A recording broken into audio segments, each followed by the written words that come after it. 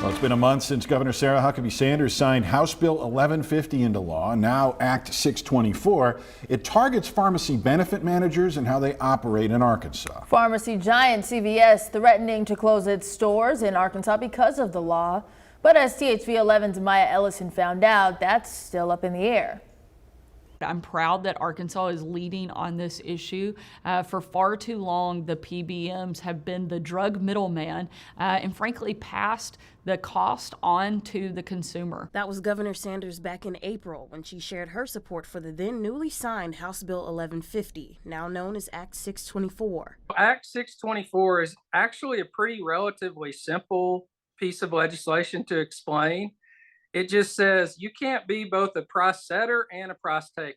It's a law introduced to target PBMs. They sit in the middle between patient insurance and pharmacies. And they set the price of what the medicine costs. They decide which pharmacies a patient can use. Arkansas Pharmacists Association CEO John Vinson broke down the language of the law. He explains that businesses like CVS, who own their own PBM, could potentially see the impacts. Kroger has given up their PBM license and has chosen to be neutral on the legislation, versus CVS has not been, well, on TV commercials and in the paper and during the legislative session, they'd made statements that they would have to close their pharmacies. It's a choice that's leaving many Arkansans with questions. So we reached out to CVS. They say because of the law, the state is forcing them to close 23 pharmacies and lay off more than 500 workers. That's led some to believe they're closing their doors. But in a statement shared with THV 11, CVS says, quote, "We have not announced any plans to close stores, and we're evaluating any and all options we may have to keep our pharmacies open." They're giving these companies a choice.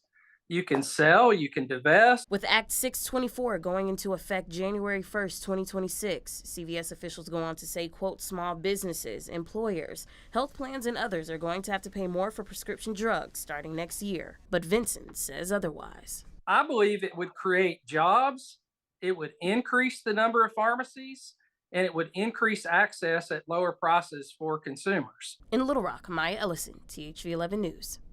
Maya, thanks. And if you're keeping track, the State Board of Pharmacy tells us that there are, as of today, 734 licensed pharmacy operators here in Arkansas.